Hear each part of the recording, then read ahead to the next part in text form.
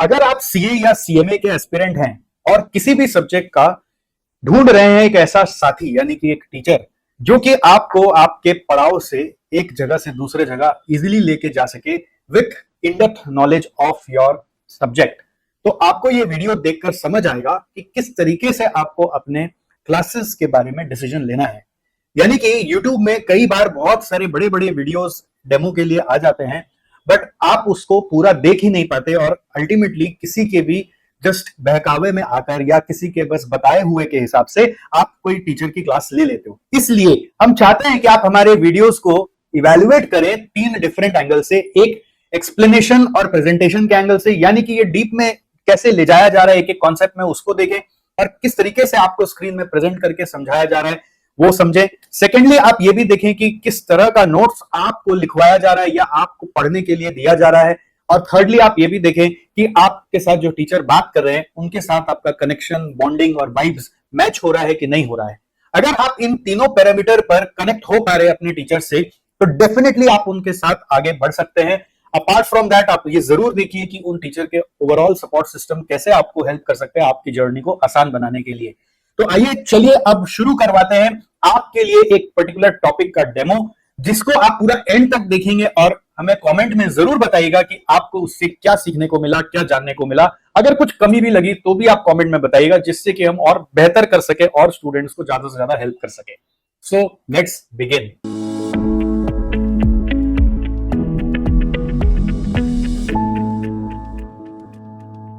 What is standard costing? Basics लिखो आप। What it is? It is a technique. It is a technique.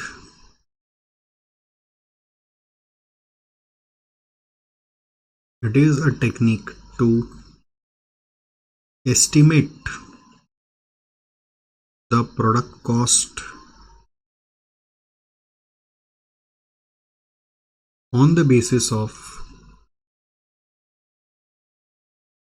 is a technique to estimate the product cost on the basis of predetermined cost, जिसको अपने standard cost बोलते हैं। It is a technique to estimate the product cost on the basis of predetermined cost or standard cost. Predetermined cost और standard cost क्या होता है?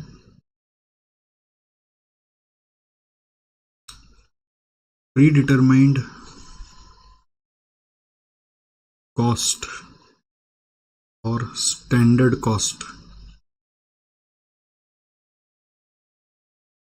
ये क्या होता है?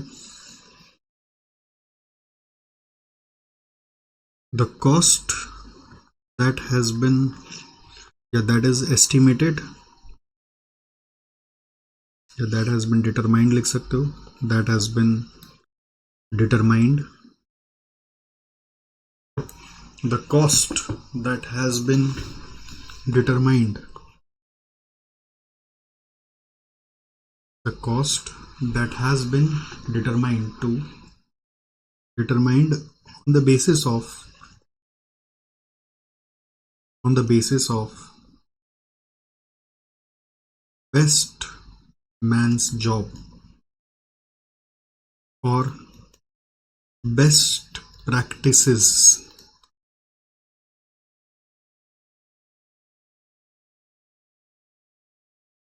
or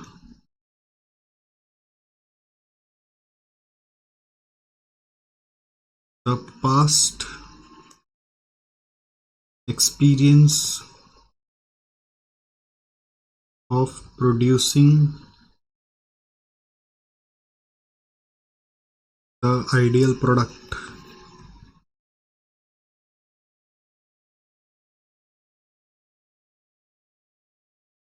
for a specific quantity.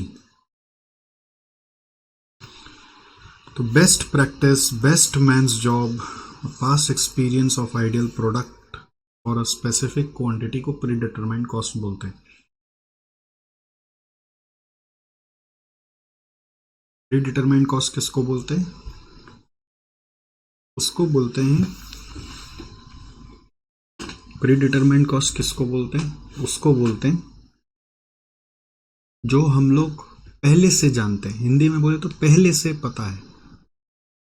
कैसे पता है? क्योंकि हमारा best way of doing the work से जो हम कॉस्ट पता कर रहे हैं वो ये कॉस्ट है, बेस्ट वे। अब वो हम लोग को बेस्ट नहीं आता है तो बेस्ट प्रैक्टिस लिखने का मतलब है इंडस्ट्री लेवल पे जाके पता करना पड़ता है। बेस्ट प्रैक्टिस का मतलब है फिर इंडस्ट्री लेवल पे जाना पड़ेगा।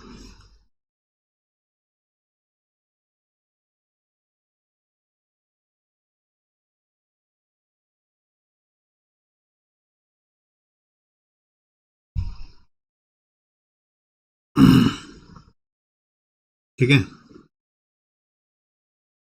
The cost that has been determined on the basis of best man's job or best practices or the past experience of producing the ideal product for a specific quantity. अगर अपना best तरीका नहीं पता है तो दूसरों का बेस्ट जो है उसको आपको अडॉप्ट करना पड़ेगा। ठीक है। चक्कर क्या है, ये कहाँ लगता है, where such kind of costing is used. तो थर्ड पॉइंट आ रहा है एप्लीकेबिलिटी। कहाँ अप्लाई होता है? Applicability of standard costing.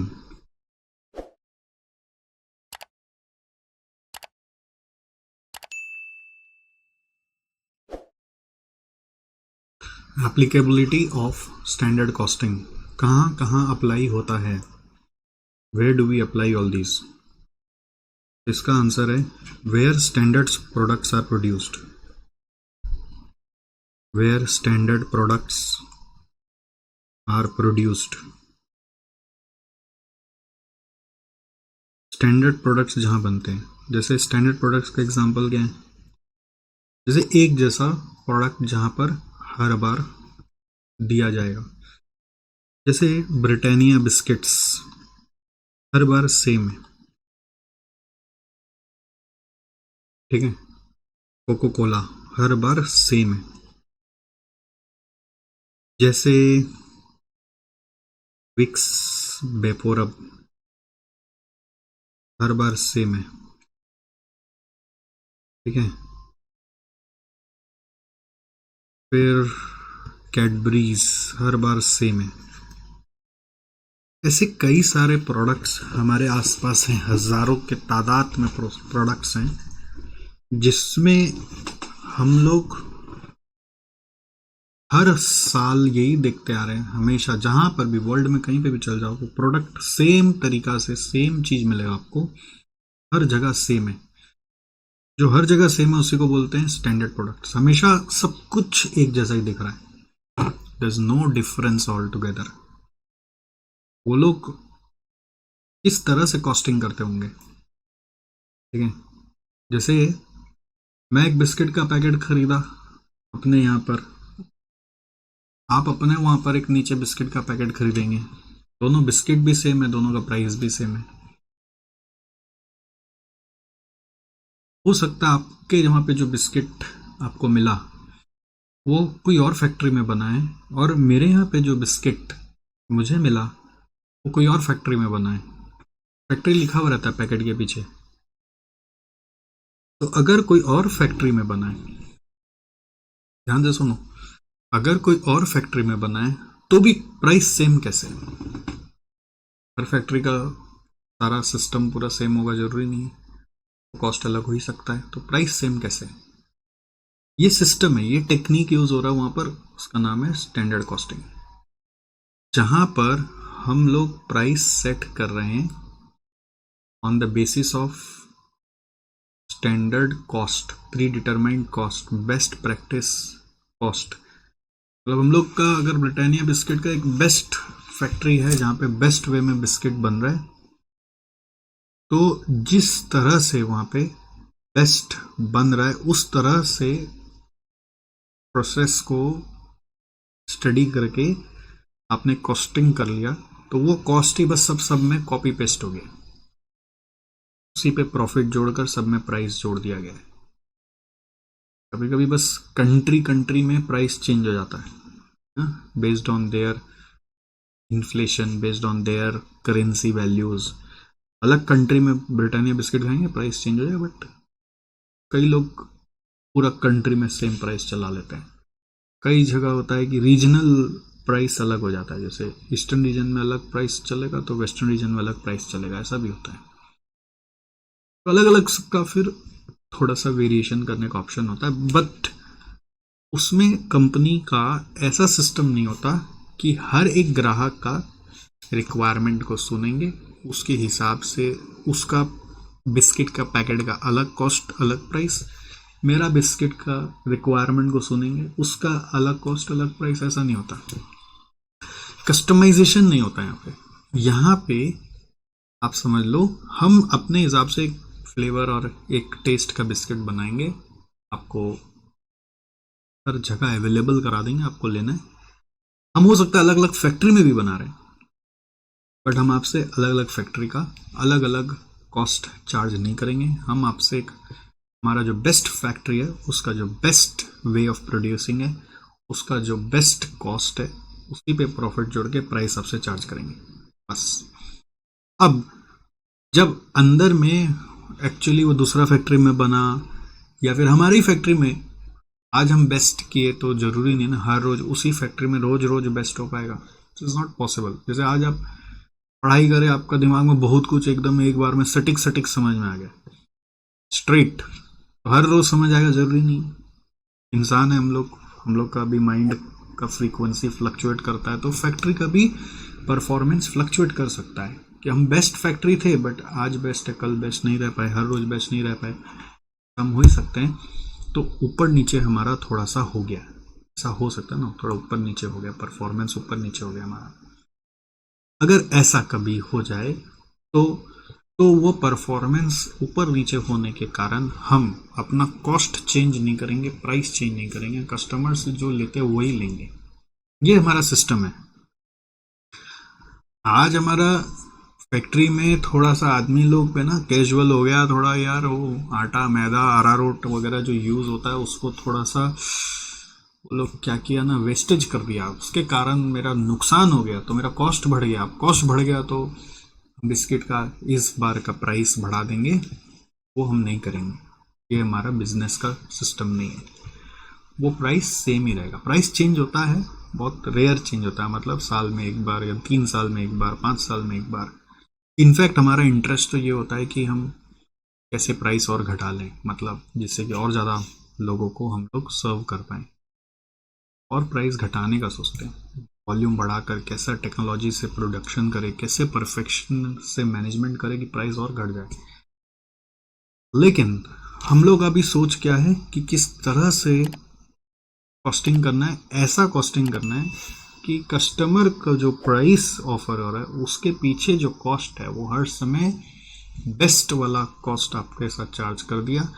Actual में वो फ्लक्चुएट करा, कभी ज़्यादा हो गया कभी कम हो गया, वो तो वो मेरा है, दैट इज़ माइन, मतलब कंपनी का है, कस्टमर उसका भागीदार नहीं है।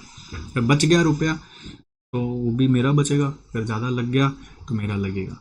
नॉर्मली जब लगातार बच रहा होता है ना, बहुत ज़्यादा सेविंग्स हम लोग कर रहे होते हैं, तो we try to basically pass on that savings by reduction in future price, but not immediately. इस बार थोड़ा सा बचा तो प्राइस कम कर दो, ऐसा नहीं हो सकता। अगर लगातार पैसे बच रहे तो प्राइस कम कर सकते हैं, बेनिफिट पास ऑन कर सकते हैं, जिससे कस्टमर और हमारे प्रति अट्रैक्टेड रहे। पार्ले जी बिस्किट 5 रुपया में इतना सा सारा जो वो बिस्किट देता है, साल से कांस्टेंट टेस्ट, हर बच्चे को पसंद आता है, हर बड़ों को पसंद आता है, बुजुर्गों को पसंद आता है पार्ले जी बिस्किट। 5 रुपया में इतना बिस्किट आप घर पे बना ही नहीं सकते, पॉसिबल ही नहीं। कैसे वो लोग कर लेता है सोचो, उसमें पैकिंग भी है, डिस्ट्रीब्यूशन भी है, उसी 5 रुपया में रिटेलर्स मार्जिन है, होलसेलर्स मार्जिन है, तो फैक्ट्री में कितना रुपया में बनता होगा, इमेजिन करो। पार्ले जी बिस्किट एक ऐसा ब्रांड है दोस्त कि देयर लोगों को जब जब भूखमरी होती है ना, भूखमरी पार्ले जी बांटा जाता है, चैरिटी किया जाता है पार्ले जी बांटा जाता है, अकाल पड़ जाता है पार्ले जी बांटता है, गवर्नमेंट इतना बांट देता है फूड पैकेट के नाम पे, जैसे चावल बांटता है उसमें 2 पार्ले जी डाल के बांट देता है। सारा संसारिक कल्याण तो पार्ले जी बिस्किट से हो रहा है।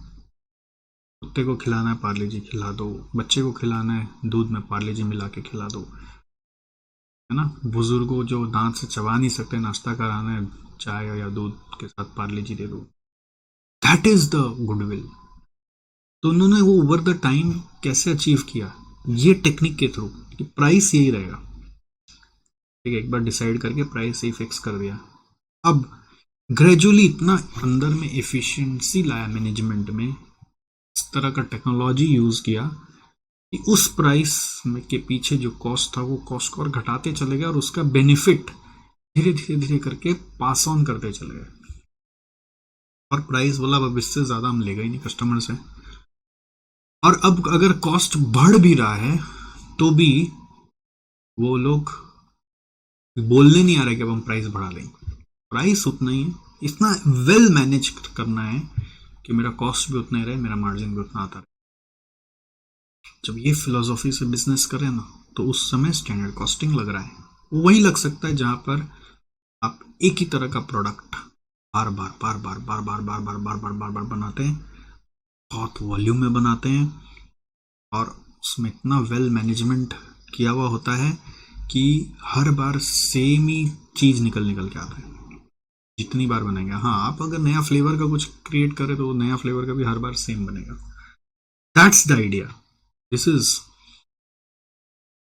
Standard costing. स्टैंडर्ड कॉस्टिंग अपना घर पे मत लगाने जाना, फेल हो जाओगे। क्योंकि घर पे क्या होता है, देखो, रोज आलू की सब्जी बनती है, बट हर रोज आलू का सब्जी डिफरेंट टाइप का होता है, डिफरेंट टाइप का होता है। सेम ही जगह बनता है, सेम ही जन बनाते हैं, सेम ही रॉ मटेरियल होता है, बट फिर भी टेस्ट अलग अलग होता है। हर रोज दाल बनता है, टेस्ट अलग अलग हो जाता है। ये घर का मेनू का फायदा है। रेस्टोरेंट में क्या है, जब जाओगे सेम टेस्ट का आलू सब्जी, रेस्टोरेंट में जब जाओगे सेम टेस्ट का आलू का सब्जी मिल रहा है, मतलब वो लोग स्टैंडर्ड कॉस्टिंग फिर भी यूज कर सकते हैं। सेम टाइप का हर बार मिल रहा है, सेम आदमी उधर भी बना रहा है, सेम जगह पे वहां पे भी बन रहा है, सेम रॉ मटेरियल वहां पे भी यूज हो रहा है, बट वहां पे टेस्ट भी हर समय सेम है। बट यहाँ पे घर पे हर समय टेस्ट डिफरेंट है, कभी नमक कम, कभी नमक ज्यादा, कभी मिर्चा ज्यादा, कभी परफेक्ट, कभी कुछ कभी कुछ कभी कुछ। वैसे ही पर एक बच्चा था, कंप्लेन कर रहा था अपनी मम्मी के लिए, कैसा खाना बनाता है, कभी नमक ज्यादा, कभी नमक कम, कभी मिर्चा ज्यादा, कभी ये कभी वो कभी वो। फ्रस्ट्रेट हो गया था, खाना को सरकाने लगा। तो पापा आ गए, उसके पापा आके उसको समझाए, नहीं बेटा ऐसे नहीं बोलते। क्यों? देखिए पापा ऐसे ऐसे सब्जी बनता है। अरे तो क्या हो गया बेटा, ये घर है, घर में क्या होता है, दाल घर में जो होता है ना, वैरायटीज ऑफ दाल होती है, वैरायटीज ऑफ दाल।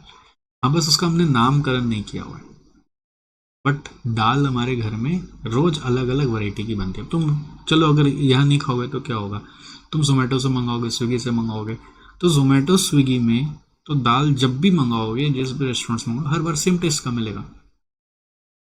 तो सेम टेस्ट का रोज खाते खाते बोर नहीं हो जाओगे?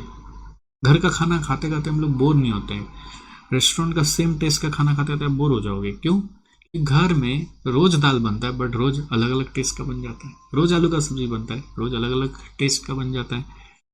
इसलिए घर का खाना अट्रैक्टिव हो जाता है, क्योंकि रोज एक नया चीज एक्सप्लोर करने को मिलता है।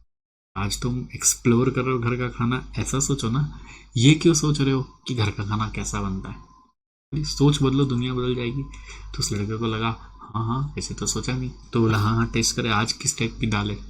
तो ऐसी मस्ती के लिए बोले, आज जैसे जैसे नया नया टेस्ट का दाल बने उसका नामकरण कर देना, जिससे मम्मी को भी याद आ जाए कि ये वाली दाल वापस खानी है तुमको, या ये वाली दाल नहीं खानी है। हर रोज यहाँ पे 365 दिन 365 तरह का डिश मिलेगा तुमको। सोचो, ये घर का रेस्टोरेंट का फायदा है।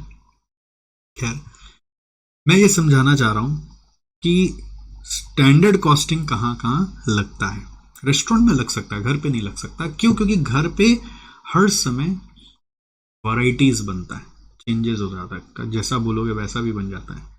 रेस्टोरेंट में जो है मिक फिक्स्ड मेन्यू है, तो वही बनेगा। तो उन लोग प्राइस जो फिक्स कर रहा है, वो कैसे फिक्स कर रहा है, प्राइस जो फिक्स कर रहा है वो एक best way of doing the job के हिसाब से कॉस्टिंग करके प्राइस फिक्स कर दिया।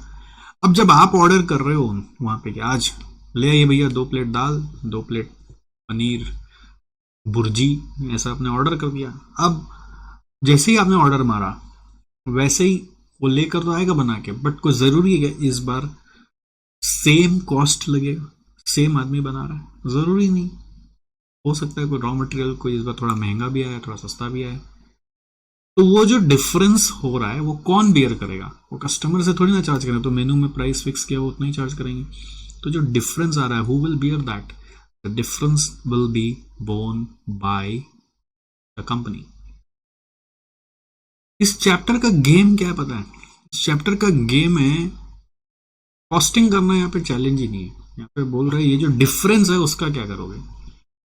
ये जो आपने प्राइस सेट किया उसके पीछे कॉस्ट सेट किया, उसको स्टैंडर्ड कॉस्ट बोलते हैं। उस स्टैंडर्ड कॉस्ट से एक्चुअल कॉस्ट में जो डिफरेंस आ गया, उस डिफरेंस का क्या करोगे? वो डिफरेंस कैसे निकालोगे? पूरा चैप्टर डिफरेंस के ऊपर सेट कर दिया है। नाम कॉस्टिंग रखा है बट कॉस्टिंग का कुछ भी नहीं कराएंगे आपसे। नहीं, डिफरेंस खाली देखो, तो ये डिफरेंस को मैनेज करो, इस डिफरेंस का रीजंस खोजो, ये डिफरेंस नहीं आए इसके ऊपर काम करो। कॉस्टिंग तो हो गया एक बार, बेस्ट मैन ऑफ जॉब जो है उसके हिसाब से कॉस्टिंग कर दिया, बेस्ट प्रैक्टिस के हिसाब से एक बार कॉस्टिंग हो गया। It's a one time job. Standard costing is not a regular costing, one time job. वो हो गया। अब वो कब 2 साल बाद होगा, 5 साल बाद होगा, फिर देखेंगे। तो इसमें मेन जो रूटीन जॉब है वो ये है कि जो स्टैंडर्ड सेट हुआ उसके कंपैरिजन में जो एक्चुअल आ रहा है उसमें डिफरेंस क्या आ रहा है, क्यों आ रहा है, कैसे कम किया जा सकता है, इस पे माथा लगाओ। पूरा गोल ही स्टैंडर्ड कॉस्टिंग का हमने चेंज कर दिया। Fourth, objectives of standard costing.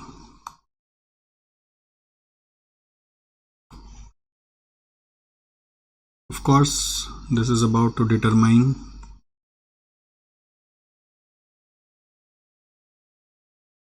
the standard cost. Objectives of standard costing is to determine the standard cost, to determine the price, या बोल सकते हैं आप स्टैंडर्ड प्राइस। हर जगह नहीं लग सकता, वहीं लग सकता है जहां पे स्टैंडर्ड प्रोडक्ट्स हैं। Third, to determine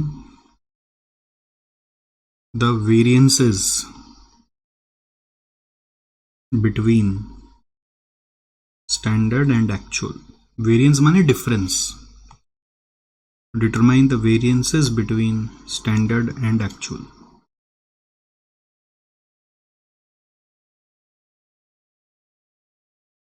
To determine the variances between standard and actual.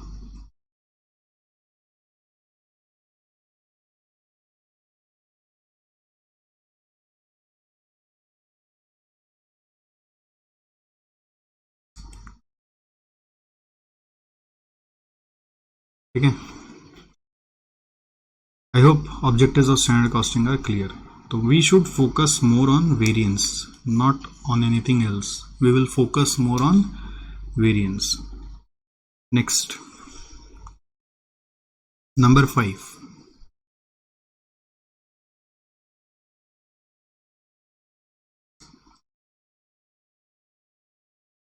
Standard versus budget में क्या डिफरेंस है? लिखो, स्टैंडर्ड होता है बेस्ट प्रैक्टिस जो दुनिया फॉलो कर रही है, जो आपका जिंदगी का बेस्ट है, मतलब ये ही होना चाहिए हमेशा, जो हमेशा होना चाहिए। और बजट मतलब होता है जो आपको लग रहा है इस बार की परिस्थितियों से समझ के कि इस बार आपका क्या हो सकता है। It is the estimate for the specific period, एक स्पेसिफिक पीरियड के लिए है। जैसे स्टैंडर्ड क्या होता है, एक स्पेसिफिक क्वांटिटी का होता है कि 1 यूनिट का इतना, 10 यूनिट का इतना, ऐसा। बट बजट क्या होता है, it's an estimate for the specific period, estimate for the specific period.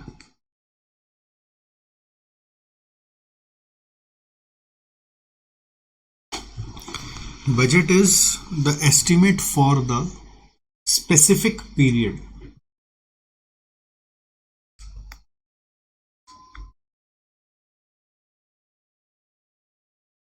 Budget is an estimate for the specific period.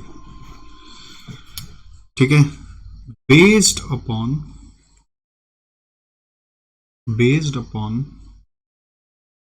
the standard जो आपका है और एक्सपेक्टेड एक्चुअल सर्कमस्टेंसेस। मतलब हो सकता है ना, आप बोले बेस्ट मैन वाला चीज भी उम्मीद नहीं कर सकते अपने, होना चाहिए क्या वो हमको पता है, लेकिन हम उम्मीद नहीं कर सकते कि वही मेरे साथ होगा।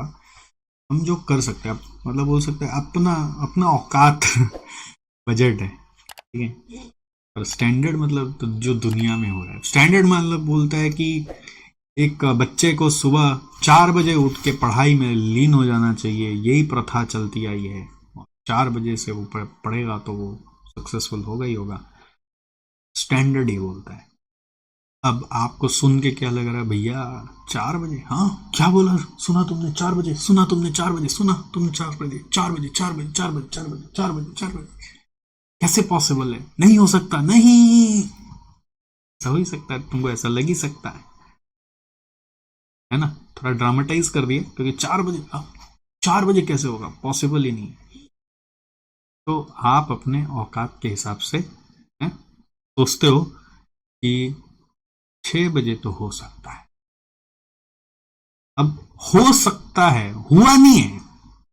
जो आप अपने औकात सेट करते हो उसको बोलते हैं बजट, कि कल 6 बजे हो सकता है। ये आपने अपनी औकात सेट की। औकात माने लिमिट, आपने अपना लिमिट सेट किया। एक्सपेक्टेड एक्चुअल, अब जब कल की बात आएगी तो पता चलेगा कि एक्चुअल में क्या हुआ। कल 6:30 भी हो सकता है, 5:45 भी हो सकता है, वो क्या होगा वो कल ही पता चलेगा। एक्चुअल कैन स्टिल डिफर, ठीक, actual can still differ, alright. This is budget. Budget अपनी औकात, स्टैंडर्ड बेस्ट जो होना चाहिए। तो बेस्ट बजट तो स्टैंडर्ड के हिसाब से ही बनता है, नहीं बना सकते तो क्या करोगे, एक्सपेक्टेड एक्चुअल सर्कमस्टेंस के हिसाब से बनाओगे। इसको हम लोग बुलाते हैं कई बार रिवाइज्ड स्टैंडर्ड। स्टैंडर्ड को अपने तरीके से रिवाइज कर लो, अपने औकात के हिसाब से बदल के देख लो, ठीक है। Are you just taking classes and still failing? Upgrade to the Super Success Batch for live classes, tracking, and revision. This is your sure path to pass.